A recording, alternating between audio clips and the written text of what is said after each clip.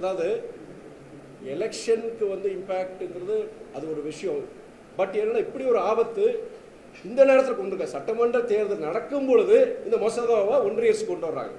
இப்படி அரசியலுக்காண்டி தேர்தலுக்காண்டி நான் பார்க்க தேவையில்லை. ஆனால் இந்த நேரத்தில் ஒன்றிய அரசு கொண்டு வரக்கூடாதுங்கிற எங்களுடைய எல்லாரும் என்ன சொன்னாங்க, இந்த மாநில தேர்தல் முடிஞ்சதுக்கு அப்புறம் அப்போ நம்ம அடுத்த மாதம் கூட வச்சுக்கலாம், இந்த மாத கடையில் கூட வச்சுக்கலாம்னு சொல்லும்போது அதெல்லாம் புறந்தள்ளிட்டு இந்த தேர்தல் சமயத்தில் இந்த மசோதாவை நாடாளுமன்றத்தில் நிறைவேற்றும் பொழுது அதற்குண்டான எதிர்ப்பு, அதற்குண்டான மக்கள்கிட்ட வந்து இதனால பாதிப்பு என்ன, தமிழ்நாட்டுக்கு என்ன பாதிப்பு, அது சொல்ல வேண்டிய கடமை தமிழ்நாட்டுக்கு அனைத்து அரசியல் இயக்கங்களுக்கும் தலைவருக்கும் இருக்குன்னு நான் பார்க்குறேன். நான் இது இந்த நேரத்தில் தேர்தலில் பேசி ஓட்டு வாங்குறதுக்கோ இல்லை இது எலெக்ஷன் ரிசல்ட் இதனால மாற்றுறதுக்கோ அதுக்குண்டான முயற்சியை நான் பார்க்கவே மாட்டேன், யாரும் பார்க்கல.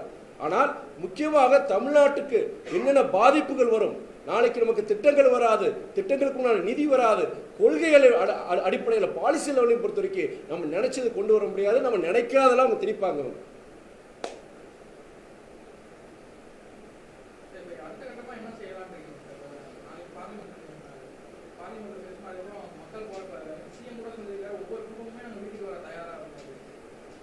அதாவது தமிழ்நாட்டு மக்களுடைய பிரதிபலிப்பு தான் மாண்பு முதலமைச்சர் தளபதியோடைய பிரதிபலிப்பாக பார்க்குறேன். இப்போ நான் சொன்னது தான் அவருக்கு ஒரு அதிகபதமாக ஒரு உணர்ச்சிவசமாக அவர் பேசியிருக்கிறாரு.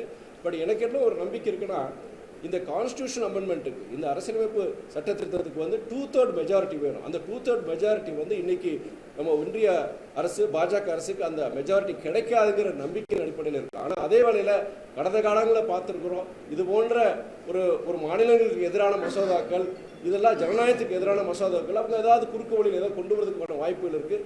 இந்த நேரத்தில் என்னென்னா நம்மளுடைய உங்களை மாதிரி பத்திரிகை நண்பர்களுக்கு இது மக்களுக்கு தமிழ்நாட்டு மக்கள் மாத்திரம் கிடையாது, பிற மாநிலங்கள் கேரளா இருக்கலே ரொம்ப அதிகமான பாதிப்பு, நம்மளும் பாதிக்கிறோம், கேரளா இருக்கலே ரொம்ப பாதிக்கும். ஏன்னா அங்கே ஜனத்தொகை ரொம்ப குறைஞ்சிருக்கு. கர்நாடகா பாதிக்கப்படும், ஆந்திரா பாதிக்கப்படும். நீங்கள் எந்தெந்த மாநிலங்கள்லாம் இந்த ஜனத்தொகை அவங்களுக்கு வந்து குறைஞ்சிருக்கோ அவங்க வளர்ச்சி அடைந்த மாநிலங்கள் மிகப்பெரிய ஒரு பாதிப்பை நம்ம பார்க்கலாம். நம்ம